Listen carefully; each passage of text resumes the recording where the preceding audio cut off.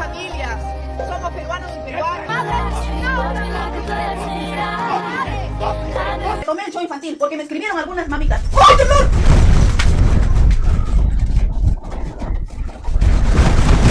A mí que me sigan diciendo todo lo que me quieran decir. Me han dicho que me tengo que bañar en aceite. No, me baño en manteca. Que tiene grosor, ¿cierto? Yo fui profe de excelencia. ¿Ah, sí? Me gustaba la matemática. 7 por 8. Sí. 7 por 8. 7 por 8. 7 por 8.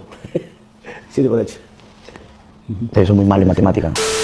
El 2025 fue un año donde todo pasó en el país, donde Perú se volvió clave, la llegada de Speed alborotó las redes, el nuevo papa es peruano. Y en modo particular a mi querida diócesis de Chiclayo en el Perú.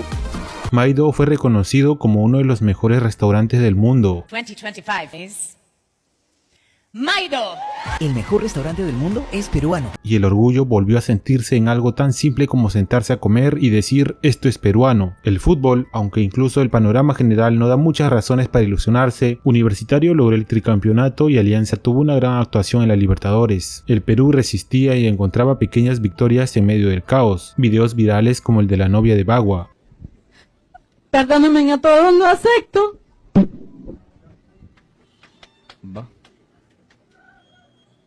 Titulares optimistas y comentarios hablando del orgullo nacional. Nuevas promesas aparecieron, tales como Poldeportes. Estamos en la final de la Copa Libertadores de América. Avanza Flamengo, ahora sí lo tiene. Y por favor no sean como Sideral. Eres el fracaso de la vida, brother. Pero mano, yo no, papi, yo no soy como tú, papi. Yo soy una persona adulta, soy una persona independiente. Yo gano $25,000 mensuales, donde yo puedo hacer lo que me da la gana, ¿ok?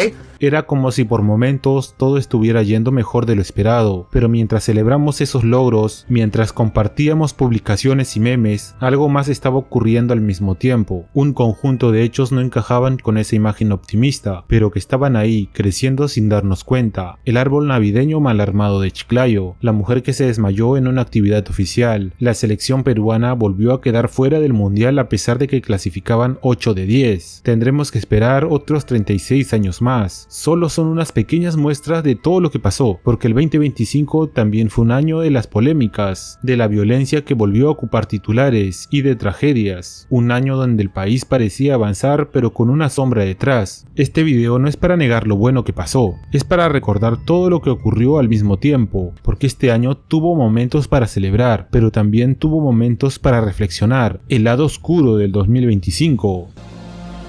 Mundial de desayunos. En el 2025, el Perú se volvió protagonista de un fenómeno global inesperado, el Mundial de Desayunos, una competencia digital impulsada por un creador de contenido internacional, donde distintos países enfrentaban sus desayunos típicos en votaciones masivas a través de redes sociales. Nadie lo vio venir, pero el país entero se subió al juego. Yo prometo que si gana el pan con chicharrón, el concurso de Ibai, voy a regalar 10.000 panes con chicharrón, el pelado y yo.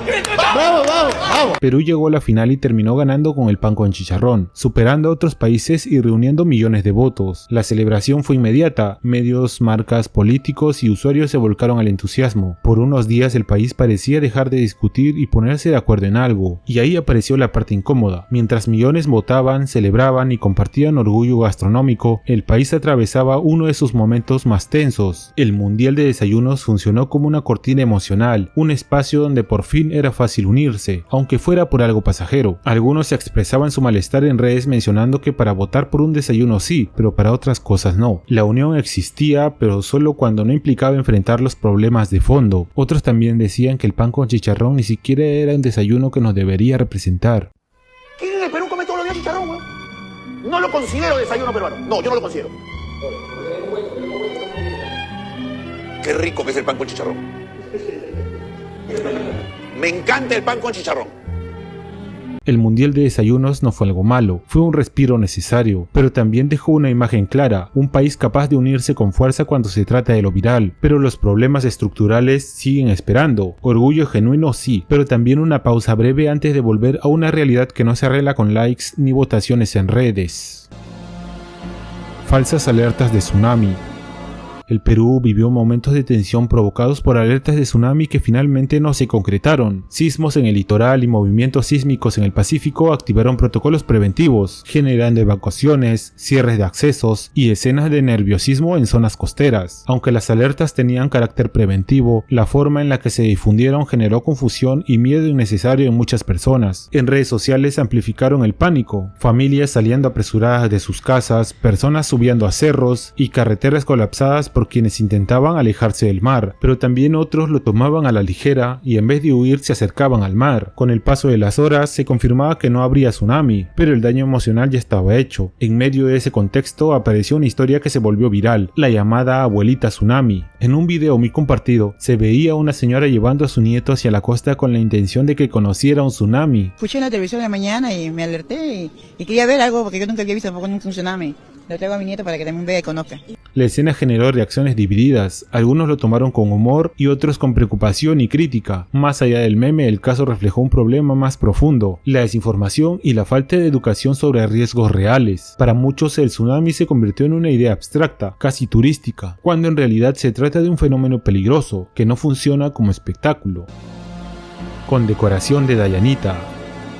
Eran mediados de julio cuando una noticia descolocó a muchos. Dayanita fue condecorada por el Congreso de la República. Para algunos fue un gesto de reconocimiento, para otros una decisión difícil de entender. La payasada más grande que se le ha ocurrido a los congresistas. Yo me muero de la vergüenza. La discusión explotó casi de inmediato. En redes sociales miles de personas se preguntaban qué se estaba premiando realmente: el trabajo artístico, la popularidad, la presencia constante en la televisión o simplemente el impacto de internet. La polémica apuntaba a lo que representaba el acto. En un país donde hay profesionales, artistas y trabajadores que pasan desapercibidos toda su vida, la condecoración fue vista para muchos como un símbolo de cómo se confunden los valores. No se trataba de mérito, sino de visibilidad, porque seamos sinceros, y sin desmerecer su trabajo, esto abre un debate necesario. ¿Cuáles deberían ser los criterios del Congreso para otorgar este tipo de distinciones? Me gustaría leer sus opiniones en los comentarios. Entre memes, burlas y defensas apasionadas, la idea de que en el Perú el reconocimiento oficial puede llegar no por lo que aportas, sino por cuánto ruido mediático haces. Ceviche de tiburón. Una de las noticias más insólitas y comentadas del 2025 en el Perú vino desde una playa de Piura, donde apareció un ejemplar de tiburón megaboca, una de las especies de tiburones más raras del mundo, con menos de 100 avistamientos documentados globalmente. Lo que debería haber sido un hallazgo científico excepcional se convirtió en un episodio que rápidamente generó debate y viralidad. Lo que pasó en Perú está de caricatura, y es que se comieron una de las muestras más importantes para la biología marina de los últimos años. Las autoridades ambientales y los centros de investigación no llegaron a tiempo para resguardar el animal, y antes de que pudieran actuar, varios habitantes de la zona comenzaron a filetear la carne del tiburón, todo esto para repartírselo entre los presentes. En pocas palabras, lo hicieron ceviche. Esta acción se difundió rápidamente por redes sociales, lo que llevó a especialistas y defensores de medio ambiente a expresar su preocupación. La especie vive en aguas profundas y su biología es poco comprendida, por lo que disponer de un ejemplar entero habría sido una oportunidad única para estudiar su genética, su ecología y otros aspectos científicos. Además, especialistas advirtieron riesgos sanitarios al manipular o consumir fauna marina varada sin supervisión, ya que estos animales pueden contener contaminantes o haber muerto por causas que podrían representar peligro para la salud humana. Este episodio no solo se volvió viral en el Perú, sino que también revivó la conversación sobre la educación ambiental, la falta de protocolos claros para situaciones extraordinarias y la rapidez con la que una oportunidad científica se puede perder por la ausencia de respuesta rápida. Lady Dos Soles. El caso de Lady Dos Soles no se volvió viral por una discusión trivial. El video mostraba a una mujer policía reclamando airadamente por 2 soles, pero lo que realmente encendió la indignación fue todo lo que vino después. En medio del altercado, la mujer empezó a levantar la voz, a exigir trato preferencial y a gritar a las personas involucradas, convencida de que tenía el control de la situación. El momento más tenso llegó cuando aseguró conocer a un coronel de la policía. No era solo un reclamo económico, era el intento de usar una supuesta influencia para intimidar. La escena escaló cuando el chofer fue detenido, no por una agresión, sino por la presión ejercida tras el escándalo de la mujer. Para muchos, ese fue el punto de quiebre. La indignación creció al ver cómo una discusión mínima terminaba con una persona trabajadora retenida con un procedimiento desproporcionado, mientras que a los verdaderos criminales no se le aplica tanta efectividad, ni tampoco mano dura. En redes sociales, miles de comentarios señalaron lo mismo. El abuso de poder, real o imaginado, sigue siendo una herramienta común en el país. Lady Dos Soles dejó de ser un simple apodo y pasó a representar una forma de comportamiento profundamente arraigada. La idea de que con contactos o amenazas se puede doblegar a otros. Esto mostró que este tipo de actitudes no son nuevas. Lo nuevo fue que esta vez quedaron grabadas y por unos días nadie pudo mirar a otro lado. La pituca del Metropolitano. Un video grabado dentro del Metropolitano empezó a circular con fuerza, uno de los espacios donde miles de limeños coinciden todos los días, y si aún no han visto mi video del Metropolitano pueden ir a verlo después de este video. En las imágenes, una mujer profería calificativos basados en el origen y la condición social de los pasajeros sin importarle que todo estuviera siendo grabado. El bus avanzaba pero el ambiente se volvió pesado, la reacción fue inmediata, el video se viralizó, la indignación creció y el país volvió a enfrentarse a una verdad incómoda. Este tipo de actitudes no son excepcionales. Muchos comentaban que escenas así ocurren a diario. El Metropolitano, pensado como un espacio donde todos comparten el mismo trayecto, se convirtió en el escenario para mostrar que estas actitudes no desaparecen cuando se sube a un bus. La lista de infieles. En el 2025 comenzó a circular en redes una lista de presuntos infieles, elaborada y difundida por mujeres que aseguraban haber sido engañadas. No era un medio oficial ni una denuncia formal, era un documento de Excel. La dinámica era simple y peligrosa, añadieron nombres y demás datos, en algunos casos anécdotas. Para quienes participaron era una forma de desahogo y advertencia. El problema apareció cuando la lista empezó a circular sin filtros. Personas con nombres similares fueron señaladas y no existía forma de verificar la veracidad de las acusaciones. En redes bastaba solo un nombre para que alguien quedara marcado. La presunción de inocencia desaparecía frente a la velocidad del viral. La conversación se polarizó. Por un lado, quienes defendían la lista como una respuesta a años de engaños normalizados y silencios impuestos. Por otro, quienes advertían sobre el riesgo legal y humano de acusaciones sin pruebas en un espacio donde nada se borre del todo. A propósito de la lista de infieles que se está haciendo muy viral aquí en el Perú, hay que tener mucho cuidado y recordar que al subir este tipo de información al Excel o a otros documentos virtuales en el que se está difundiendo esta información puede costarte mucho dinero e incluso varios años en la cárcel. Hay que tener mucho cuidado, ya que así que haya sido infiel esta persona, nadie tiene el derecho de filtrar sus datos personales ni mucho menos mancillar su honor. Este episodio mostró cómo la justicia emocional se convierte en espectáculo, donde el dolor es real, pero las consecuencias también. Redes que prometen visibilizar, pero que pueden destruir reputaciones en segundos, donde la verdad, el desahogo y el castigo se mezclaron sin reglas claras. Tormenta de arena.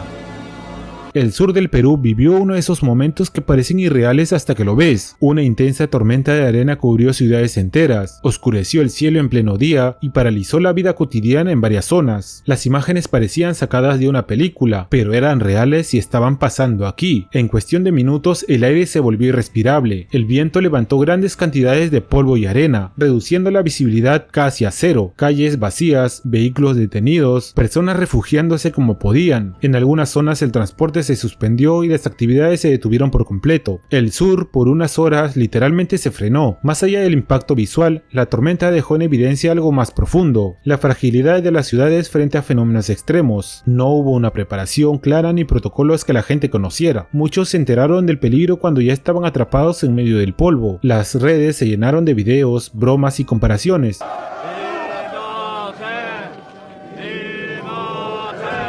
Pero también de preocupación, porque no fue solo una anécdota, fue una advertencia. El tren de Lima a Chosica.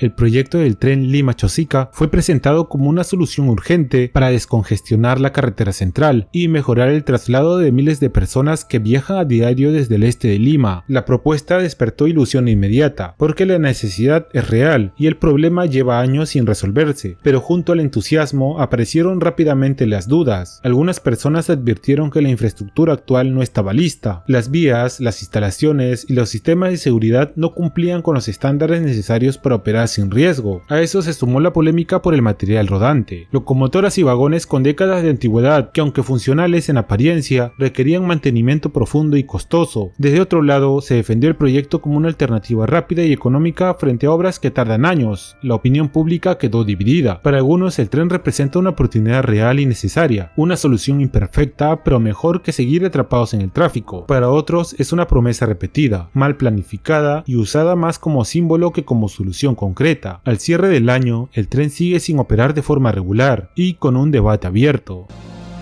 El nuevo aeropuerto Jorge Chávez.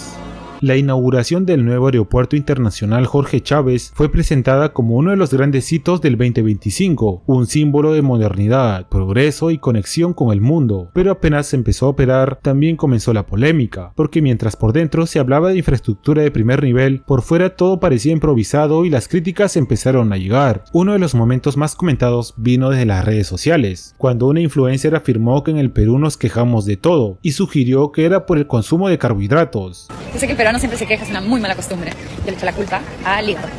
Y es el hígado el que se queja. Y el hígado es por el azúcar, la mala alimentación, el pan.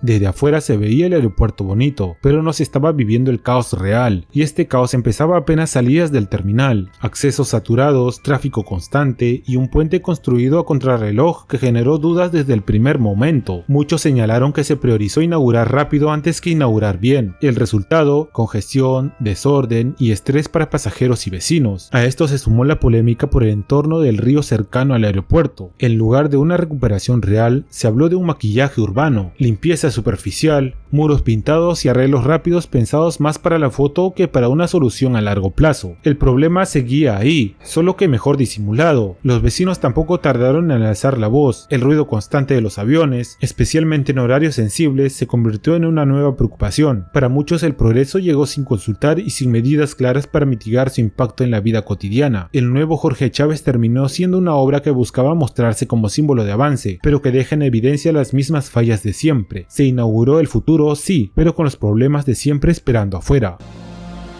El accidente de Furrey.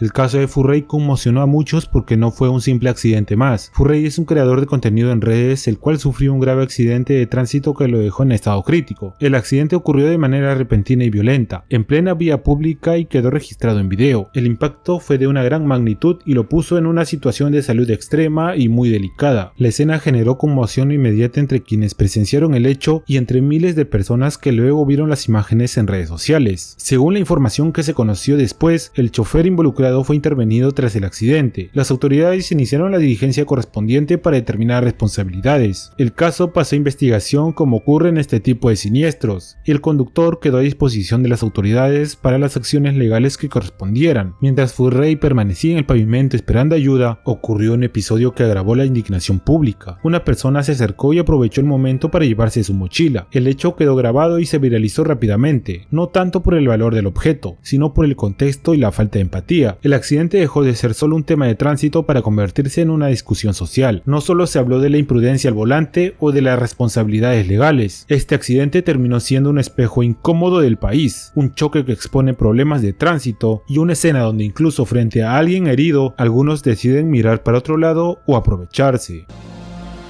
Tensión con otros países. Durante este año, la política exterior del Perú también entró en una etapa incómoda. Con Ecuador, las tensiones continuaron girando en torno a la seguridad fronteriza, el crimen organizado y el control de pasos ilegales. El refuerzo militar y policial en la frontera norte evidenció que el problema no era nuevo, pero sí cada vez más difícil de contener. Con Colombia, la situación fue distinta. El foco estuvo en la zona de Santa Rosa, un territorio ubicado en la triple frontera entre Perú, Colombia y Brasil. Autoridades colombianas hicieron declaraciones que generaron molestia en el gobierno peruano, cuestionando el control efectivo del Perú en esa zona. Desde Lima se respondió defendiendo la soberanía nacional, mientras en redes sociales se revivaba el debate sobre territorios olvidados por el Estado. Santa Rosa, un lugar que muchos peruanos ni siquiera conocían, se convirtió de pronto en símbolo de abandono y vulnerabilidad. A esto se sumó el conflicto diplomático con México. Las relaciones entre ambos países siguieron deteriorándose tras declaraciones cruzadas entre gobiernos, el retiro de embajadores y una tensión constante en el discurso oficial. Más que un problema territorial, Fue un choque político e ideológico que dejó el Perú aislado en un escenario internacional donde antes mantenía vínculos más estables. A todo esto se le suma el flujo migratorio constante que ha desbordado los controles fronterizos, generando una crisis humanitaria y logística en los límites del país, especialmente en la frontera con Chile. Estos episodios no llevaron a guerras ni enfrentamientos armados, pero sí dejaron una sensación clara de que el Perú no solo enfrentaba problemas internos, también mostraba fisuras hacia afuera, fronteras frágiles, territorios descuidados y relaciones diplomáticas tensas que reflejaban un país sin rumbo claro, incluso en su relación con el mundo. Machu Picchu en riesgo.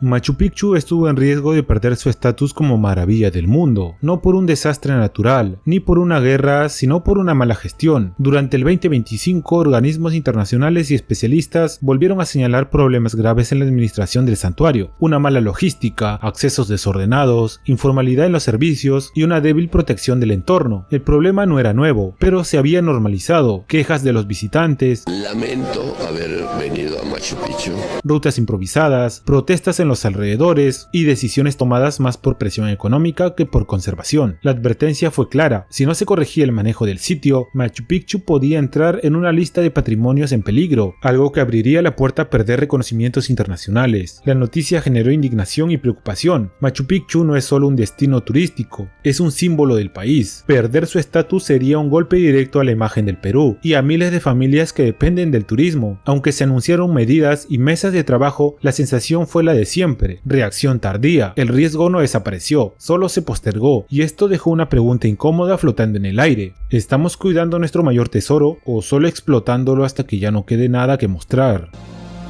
El incendio de San Juan de Miraflores.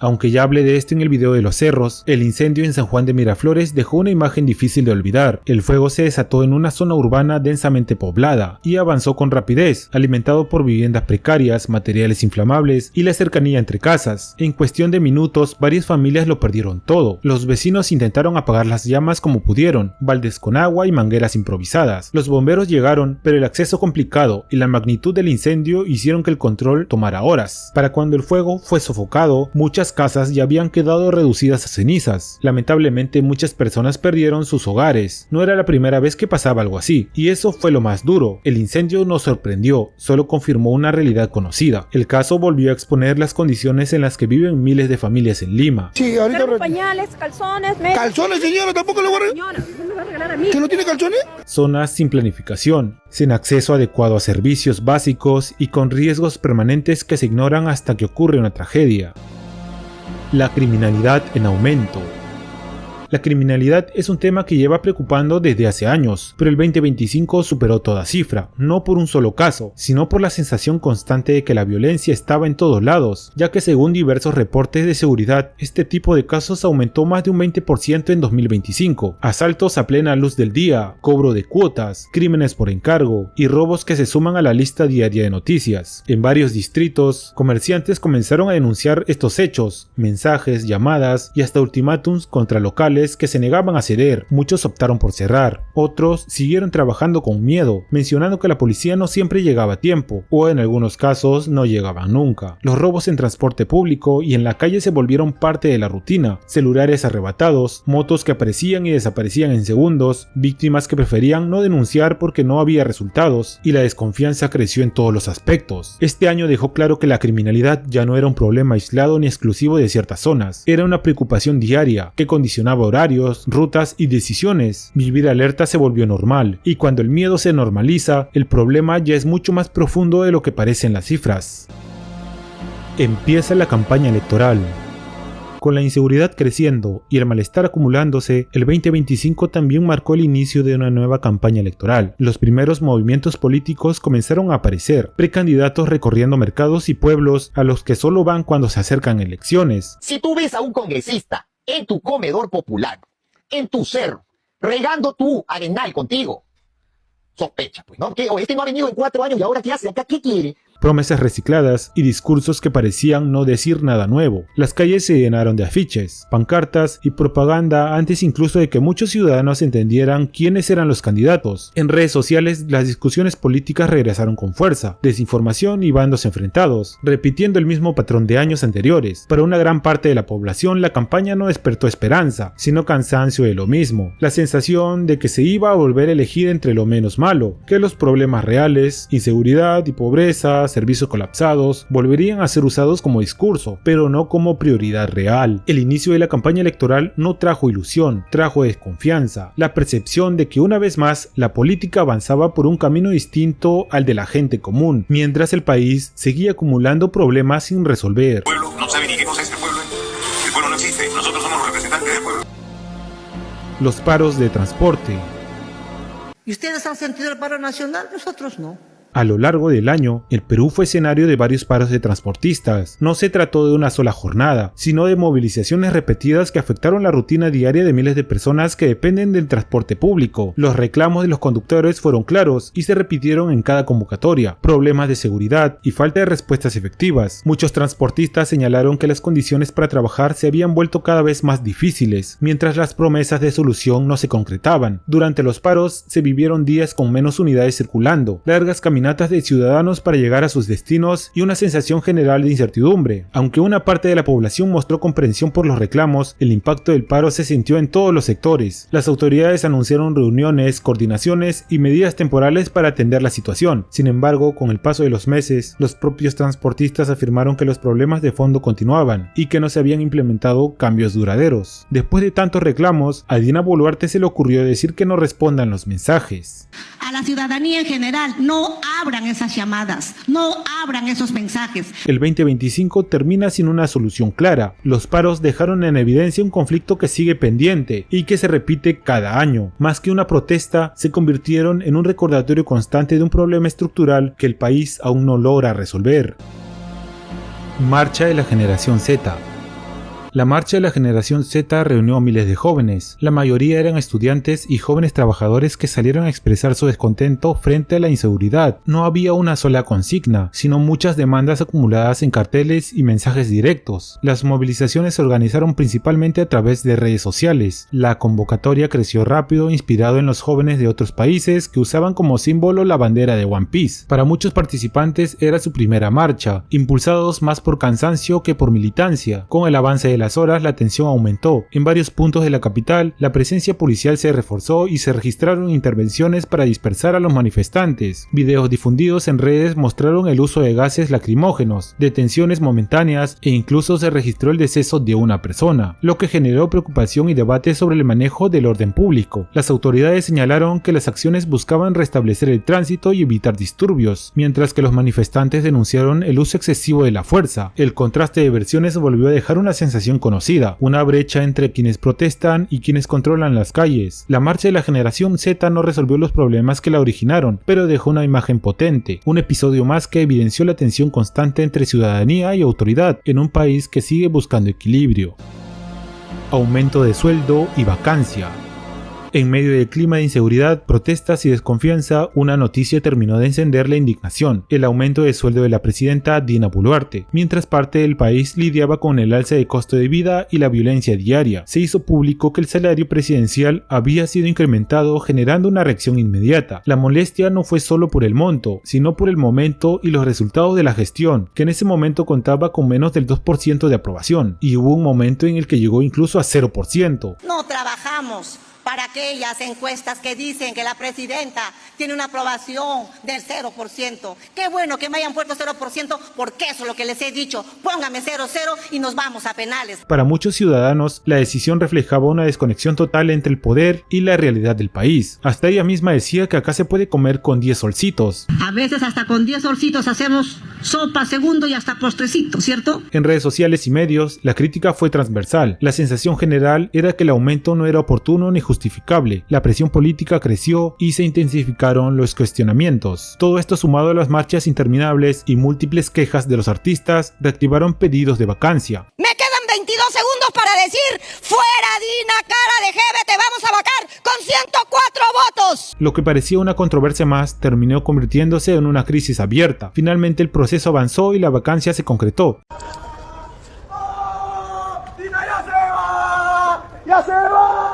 El país volvió a vivir un episodio de inestabilidad política. Para muchos peruanos, el 2025 sumó otro capítulo a una larga lista de gobiernos cortos y finales abruptos. El aumento de sueldo y la posterior vacancia no fueron solo hechos políticos, fueron la confirmación de una fractura profunda entre quienes gobiernan y quienes viven el día a día. El nuevo presidente.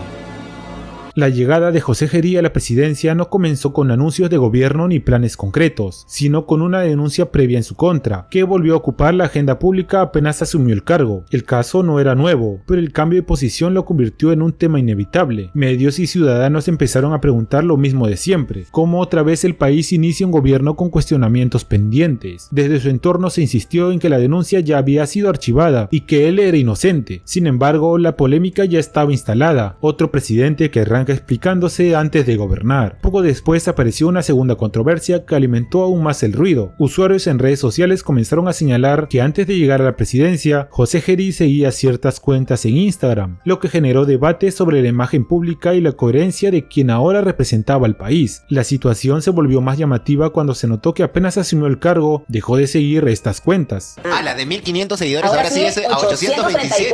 Ah, sigue bajando, 820. 18, los está bajando en vivo. 811 ahora. Para muchos, el gesto fue interpretado como un intento apresurado de limpiar su perfil digital, reforzando la idea de que la preocupación principal era controlar la imagen más que enfrentar los cuestionamientos de fondo. La discusión se trasladó del ámbito político al espectáculo en redes sociales. Mientras pasaba el tiempo, el mandatario empezó a construir un discurso fuerte contra la criminalidad, anuncios constantes, operativos con presencia mediática y mensajes de mano dura. El problema es que con el paso de los meses, los resultados no se reflejaban en la vida diaria. Según medios periodísticos, la inseguridad continúa con la misma intensidad de antes. Así, el inicio de su gobierno quedó marcado por una secuencia clara. Primero una denuncia sin cerrar, luego polémicas de imagen y al final promesas de seguridad que aún no se sienten. Más presidentes sentenciados. Este año sumó un capítulo más a una lista que ya parece interminable. Expresidentes peruanos sentenciados. Este año los nombres de Martín Vizcarra y Pedro Castillo quedaron marcados judicialmente, reforzando la idea de que en el Perú llegar a Palacio no garantiza salir limpio. En el caso de Vizcarra, las sentencias y sanciones cerraron un ciclo que empezó con denuncias cuando aún estaba en el poder. Para muchos, fue la confirmación de que la lucha anticorrupción que él mismo defendía terminó alcanzándolo. Para otros, una persecución política. Pedro Castillo, por su parte, pasó de ser un símbolo de cambio a protagonista de uno de los episodios más caóticos de la historia reciente. Ni siquiera los argumentos de su abogado pudieron evitar la sentencia. Miren, Jorge Luna y Ricardo Mendoza, dos extraordinarios personajes que han llenado el Madison Square Garden de Nueva York. ¿Y ustedes saben cómo lo han llenado? ¿Saben ustedes cómo lo han llenado? Hablando la misma huevada que ustedes. Su situación judicial se consolidó, convirtiéndolo en otro expresidente con condena, mientras el país seguía dividido entre quienes lo ven como responsable directo y quienes creen que fue arrastrado por un sistema que nunca controló. Lo más inquietante no son solo los nombres, sino el patrón. Cada sentencia refuerza la sensación de que la presidencia en el Perú es una ruta directa al escándalo, al juicio y a la caída. La pregunta ya no es quién será investigado, sino cuánto tiempo pasará antes de que el siguiente presidente se sume a la lista. Delincuencia llega a orquestas. La violencia dio un salto aún más crudo cuando alcanzó a la música. Durante el 2025, varias orquestas de cumbia comenzaron a denunciar amenazas. No eran rumores, eran ataques reales contra agrupaciones que por años han sido parte de la identidad popular del país. Uno de los casos que más impactó fue el que vivieron los integrantes del entorno de Armonía 10, que terminó con el deceso de Paul Flores. El hecho ocurrió en medio de una ola de inseguridad y personas que exigen pagos a cambio de protección. La noticia golpeó fuerte porque dejó claro que ya no se trataba solo de comerciantes o transportistas. La violencia había alcanzado la cultura. Poco después, Aguamarina también denunció mensajes similares, a las cuales no se les tomó la importancia debida, y tiempo después también sufrieron de un hecho similar en pleno concierto. Todo esto causó conciertos cancelados, presentaciones bajo resguardo policial, músicos obligados a trabajar con miedo, e incluso una movilización para exigir mayor seguridad, en la cual algunos artistas quisieron hacerlo de forma habitual. La cumbia, que siempre fue sinónimo de fiesta y desahogo, empezó a mezclarse con escoltas, chalecos antibalas y mensajes trajes intimidantes. Estos hechos generaron indignación nacional, artistas alzaron la voz y el público reaccionó con rabia y tristeza, pero como en otros casos, las respuestas oficiales fueron lentas y la sensación de desprotección se mantuvo, y cuando todo esto llegó al tope, ocurrió la vacancia que ya lo mencionamos en una sección anterior. Esto dejó una imagen difícil de borrar, músicos preocupados por hacer su trabajo y escenarios convertidos en espacios de riesgo. Cuando la violencia alcanza incluso la música, el problema ya no es solo de seguridad, es un síntoma de un país donde nadie está realmente a salvo. Sismo en el Día del Padre.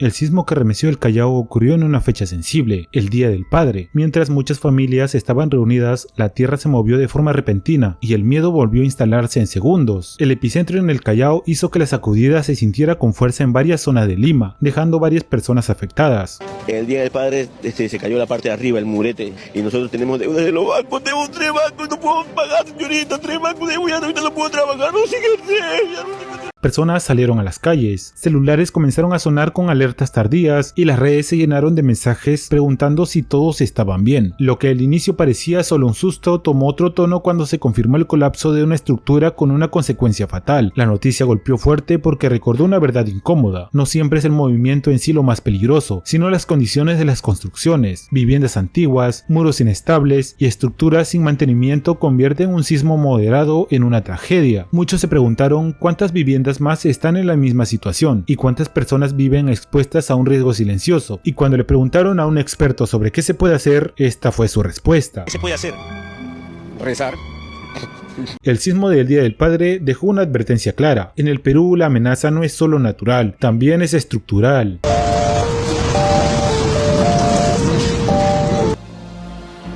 Jaime Chincha. Como saben, por respeto y por las normativas de la plataforma, no es posible profundizar en detalles sin confirmación oficial. Sin embargo, la partida de Jaime Chincha fue uno de los momentos que más impacto causó en la opinión pública este año. La ausencia de información inmediata generó un fenómeno muy común en la era digital, un vacío informativo que rápidamente fue llenado por especulaciones en redes sociales. Más allá del ruido mediático, este caso dejó una sensación de desconcierto y puso sobre la mesa un debate necesario sobre cómo se maneja la información de figuras públicas en momentos de crisis. Fue una pérdida que dejó al periodismo nacional con una pregunta abierta y una sensación de profunda incomodidad por la forma en la que el hecho fue comunicado. El monstruo y la policía. Una de las personas más buscadas del país, conocido como el monstruo, fue atrapado y no solo sacudió al mundo criminal, sino que terminó salpicando directamente a la Policía Nacional. Lo que empezó como la persecución a un delincuente de alto perfil se transformó en una bomba mediática. Las declaraciones del detenido ante la policía paraguaya pusieron bajo la lupa la integridad de ciertos sectores de la institución en el Perú. Este caso no solo se trató de una captura, sino de un proceso que evidenció presuntas filtraciones que habrían permitido al sospechoso evadir la justicia por meses. Cuando el caso llegó a los medios, la reacción fue inmediata. La ciudadanía empezó a preguntarse cuántos operativos fracasaron por cosas como esta y cuántos crímenes se pudieron evitar. La confianza en la institución ya debilitada recibió otro golpe. Las autoridades anunciaron investigaciones internas, pero el daño ya estaba hecho. Este caso dejó una de las sombras más pesadas del 2025, porque cuando quienes deberían proteger terminan involucrados, la sensación de inseguridad ya no es externa, es total. Las víctimas de Patás. Lo ocurrido en Patás fue uno de los episodios más críticos del 2025. En una zona marcada por la minería ilegal y la ausencia del Estado, un enfrentamiento terminó en un violento incidente que dejó múltiples víctimas y evidenció la falta de control en la zona. No fue un hecho aislado ni repentino, fue el resultado de un conflicto que llevaba años creciendo en silencio. La disputa por el control de territorios mineros, rutas y ganancias ilegales convirtió la zona en un campo de batalla. Grupos armados operaban con total impunidad, mientras los pobladores quedaban atrapados en medio. Cuando se confirmó el trágico suceso, las imágenes y testimonios mostraron la crudeza del ataque y la violencia con la que se actuó. La respuesta del Estado llegó tarde. Recién después de los hechos se anunciaron operativos, presencia policial y declaraciones oficiales. Para muchos habitantes de Patás, esas promesas sonaron vacías, con la sensación de que aparecen cuando ya es demasiado tarde. Este suceso trágico no solo evidenció el poder de estas organizaciones, sino también la fragilidad de control territorial en el país. Esto dejó en claro que hay zonas donde la ley no manda y donde la vida vale menos que el oro que se extrae ilegalmente. Patás se convirtió en un recordatorio crítico de lo que pasa cuando el Estado llega demasiado tarde a la tragedia. El suero de Medifarma. uno de los episodios más inquietantes del año, estuvo lejos de las calles y la violencia directa. Ocurrió en hospitales y centros de salud. Se reportó una alerta sanitaria respecto a lotes específicos de suero. Según informes de las autoridades de salud, estos insumos no cumplían con los estándares de calidad exigidos, lo que derivó en complicaciones graves para los pacientes. El caso destapó fallas críticas en la cadena de fiscalización. Las primeras alertas aparecieron cuando pacientes comenzaron a presentar reacciones graves después de recibir el suero. Los casos fueron tratados como situaciones aisladas, pero con el paso de los días se confirmó lo peor. El suero estaba mal formulado. Cuando se ordenó el retiro del producto ya era tarde, se perdieron vidas humanas y algunos quedaron con secuelas. Familias enteras exigieron respuestas. ¿Cómo un insumo básico usado a diario en emergencias pasó los controles? ¿Quién autorizó su distribución? ¿Por qué no se actuó al primer indicio? El caso expuso fallas graves en el sistema de control sanitario, supervisión y reacción. No fue solo un error técnico, fue una cadena de decisiones tardías. La indignación creció cuando se supo que el suero siguió usándose incluso después de las primeras alertas. El escándalo de Medifarma dejó una de las sombras más duras del año, porque cuando ir al hospital buscando salvarte termina siendo un riesgo mortal, el problema ya no es solo de salud pública, es de confianza en todo el sistema. La caída del techo de Real Plaza. Lo que pasó en el Real Plaza no fue un simple accidente, fue una tragedia, una situación de emergencia que resultó en víctimas mortales confirmadas. El colapso ocurrió en pleno horario de atención, cuando el centro comercial estaba lleno de familias, trabajadores y clientes que no tenían forma de anticipar lo que iba a pasar. Tras la caída del techo, el caos fue inmediato, personas atrapadas, gritos pidiendo ayuda y ciudadanos intentando levantar restos de la estructura con las manos. Los primeros minutos fueron clave, pero también los más desordenados. No había un plan claro de evacuación ni respuesta inmediata del personal del local. Las labores de rescate se extendieron durante varias horas. Bomberos y equipos de emergencia trabajaron contra el reloj para poder sacar a las personas atrapadas. Algunas víctimas permanecieron más de una hora bajo los escombros, mientras se retiraban placas de concreto una por una para evitar nuevos colapsos. Personas que habían salido simplemente a comprar, comer o pasar el día terminaron pasando el peor episodio de sus vidas. Además, varios heridos fueron trasladados a hospitales cercanos, algunos en estado delicado. La indignación creció cuando, según diversos reportes de prensa, se señalaron presuntas fallas en la prevención y que aún así el centro comercial continuó operando con normalidad. El suceso reabrió el debate sobre la rigurosidad de las inspecciones en centros comerciales de gran afluencia. La tragedia planteó la duda de si las medidas de prevención actuales son suficientes para garantizar la integridad de los ciudadanos. Este caso se convirtió en uno de los símbolos más oscuros del 2025, un recordatorio crítico de que en el Perú incluso los espacios modernos pueden convertirse en trampas mortales cuando el control y la prevención fallan. El 2025 no fue solo un año difícil, fue un año que mostró todas las grietas al mismo tiempo, un espejo incómodo de un país donde lo bueno existe, pero siempre convive con algo que lo arrastra hacia abajo, donde la indignación dura unos días, pero los problemas se quedan. Este no es un recuento para asustar, sino para recordar, porque cuando el oscuro se vuelve costumbre, el verdadero peligro no es que pasen estas cosas, es que las olvidemos. Saludos para los primeros en comentar mi último video, para Fer Chocobar, para Víctor Vega Gallegos, para Moonchild, para Soldado 2812, para Ana Rosa y para todos los que dieron ideas para este video.